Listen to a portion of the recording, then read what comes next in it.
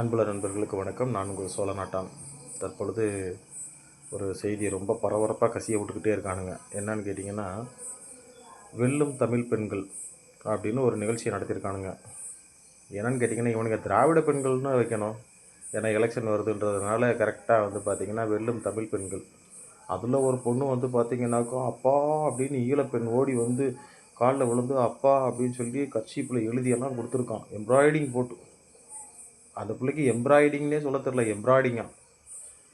நல்ல ராடாக பார்த்து அந்த காதல் எடுத்து சொருகி விடுமா உங்கள் அப்பாவுக்கு. எந்த இனத்தின் ஒரு கடைசியில் இருக்கக்கூடிய, இந்த இனத்தில் இருக்கக்கூடிய கடைசி ஒரு பெண் இருந்தால் கூட தன் இனத்தில் இருக்கக்கூடிய ஒவ்வொரு பெண்ணையும் துள்ள துடிக்க மார்பகத்தை அறுத்து எடுத்து அதை காட்சி பொருளாக மாற்றின இந்த சிங்கள காடையர்களை, இந்த திராவிட காடையர்களை, இந்த ஆரிய கூத்தாடிகளை எப்படி அப்பான்னு கூப்பிட்றதுக்கு மனசு வரும்?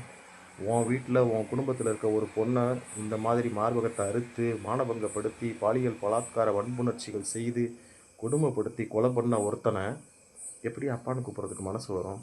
டேய் நாடக கும்பல், எப்படிரா இந்த எல்லாமே இந்த சினிமாட்டிக்காகவே பண்ணாதீங்கடா. கொஞ்சமாச்சும் லாஜிக்காக யோசிங்க. ஏதாவது நல்லது பண்ணிவிட்டு ஆட்சி பிடிக்கலான்னு நினைங்க. இந்த நாடகம் நடத்தியே ஆட்சியை பிடிக்கலான்னு நினைக்கிறீங்க. கள்ள ஓட்டு போட்டு ஜெயிக்கலான்னு நினைக்கிறீங்க. பிஜேபி கைக்குள்ளே வச்சுக்கிட்டு ஒரிஜினலான பிஜேபியோட கைக்குள்ளி நீங்கள் தான்டா. திமுக நீங்கள் தான்டா. ஆரியமும் திராவிடமும் ஒன்று, இதை அறியாதவன் வாயில் மண். மக்களே புரிஞ்சுக்கோங்க, இவனுங்க எவ்வளோ பெரிய அயோக்கியத்தனமான விசமிகள்னு. எந்த ஒரு தமிழ் பொண்ணும் செய்ய மாட்டா. அதுவும் பார்த்திங்கன்னா அது பொண்ணா, அது ஒரு ஆன்டி. அது பாவம் ஸ்டேஜில் இருந்து ஓடி அப்படியே டேய் சி கேவலம் கெட்டவனுங்களா. உங்களால் எவ்வளவு திட்டினாலும் கேவலமாகவே இருக்க மாட்டேங்குது. மானம் கெட்டவனுங்களுக்கு அது எப்படி சொல்கிறது?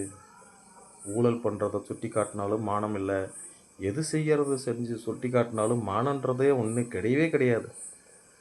உலகத்திலேயே மானங்கெட்ட ஒரு கூட்டம் இருக்குன்னா அது நீங்கள் மட்டும்தான்டா. எவ்வளவு கேவலமான மனநிலை கொண்டவர்கள்னு நீங்களே புரிஞ்சுக்குங்க. மக்களே புரிஞ்சுக்குங்க. அவ்வளோதான் சொல்ல முடியும்.